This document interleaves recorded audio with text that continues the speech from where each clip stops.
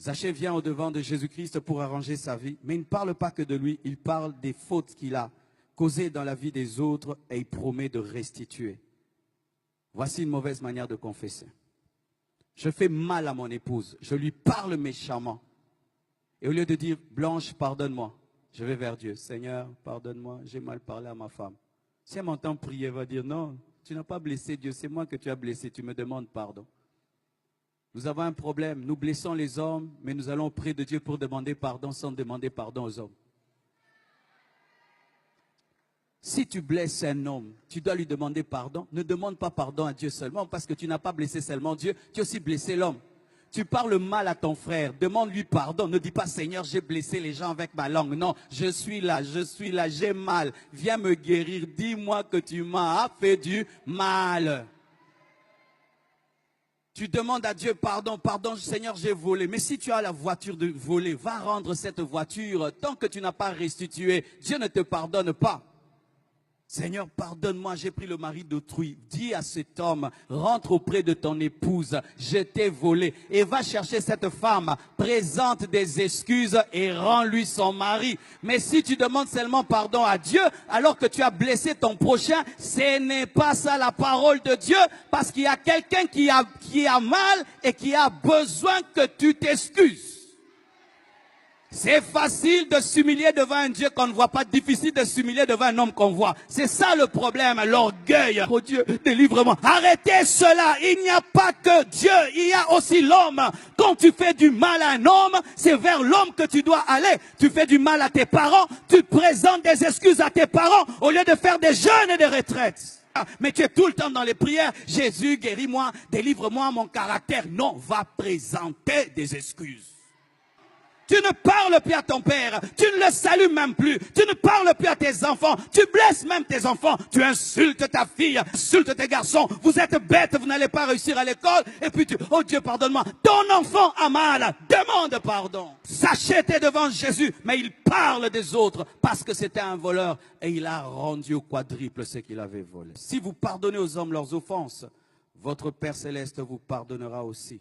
Mais si vous ne pardonnez pas aux hommes, votre Père ne vous pardonnera pas non plus vos offenses. Quand tu as des hommes prisonniers dans ton cœur et dans ta vie sent mauvais. Et quand tu dis, Seigneur, pardonne-moi, il sent une mauvaise odeur, des brebis prisonnières dans ta vie et dans ton cœur. Quelle est cette personne que tu n'arrives pas à supporter? Il suffit seulement que tu la voies. Du coup, tu es dérangé.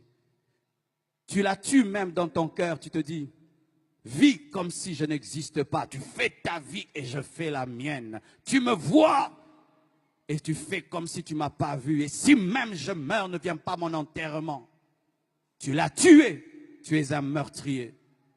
Quand tu te comportes envers un homme comme s'il n'existait pas, tu l'as tué et tu es un meurtrier. Et au dernier jour, Dieu t'appellera meurtrier parce que tu l'as tué dans ton cœur.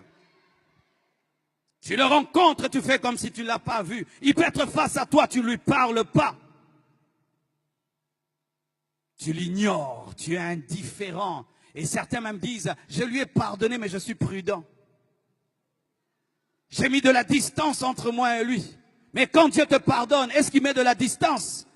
Il te restaure. Mais toi, quand tu pardonnes, tu mets de la distance. Quand tu le vois, tu es troublé. Tu ne sais plus bien parler. Tu es déstabilisé parce que tu as de la haine, de la rancœur. Voici ce que tu vas faire pour arriver à pardonner à cette personne. Commence à la bénir dans la prière. Un jour, une femme est tombée malade. Elle souffrait d'un problème gastrique.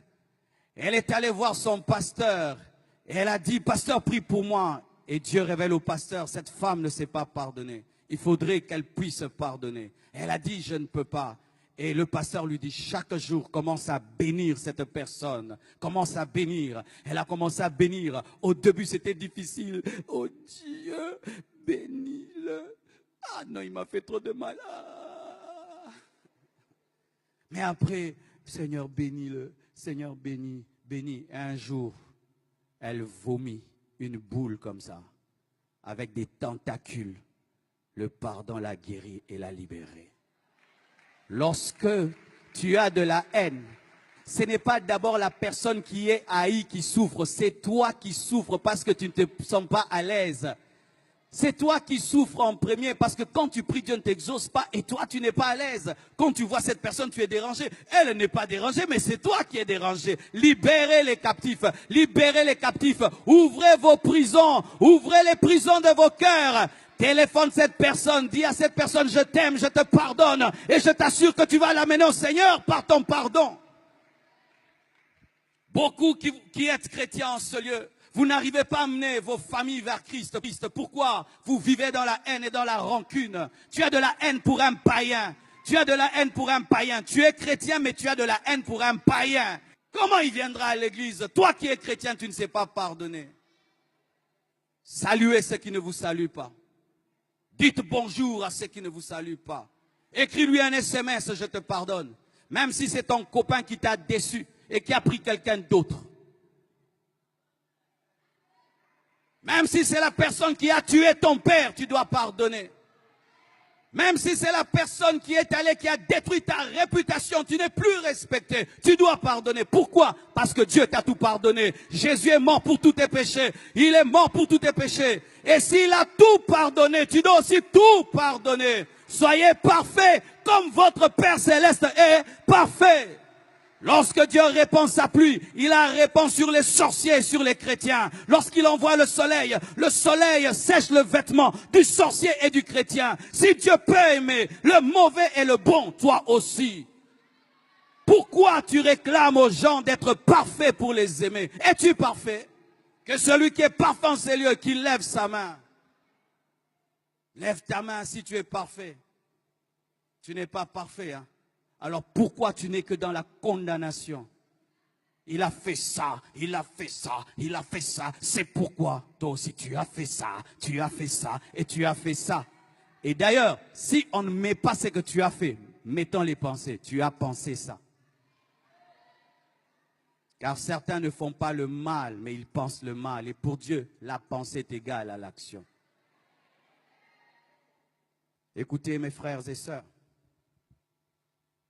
Quand je vous vois et je vous parle ainsi, c'est parce qu'une fois dans ma vie, j'ai vu ce qui se passe après la mort.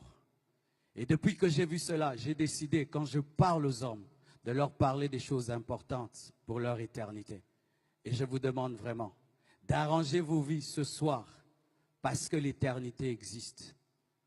J'ai eu une vision d'un jeune homme qui était dans le coma, à l'hôpital, et qui avait un grand-père qui lui prêchait la parole.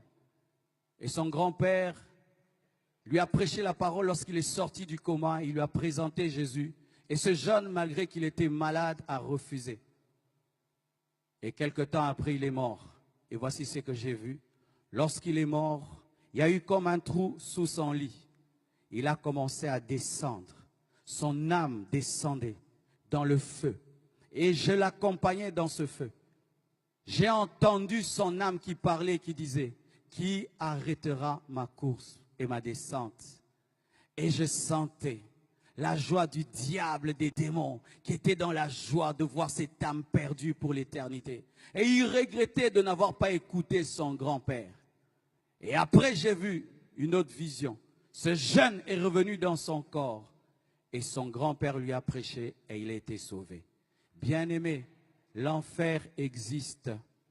Et ici, il y a des âmes précieuses, tellement précieuses. Et si tu pouvais aujourd'hui faire comme ce jeune homme, pas écouter ton grand-père, mais écouter Jésus, prendre une décision aujourd'hui de faire une vraie repentance, une vraie confession à la lumière de la parole qui t'était présentée.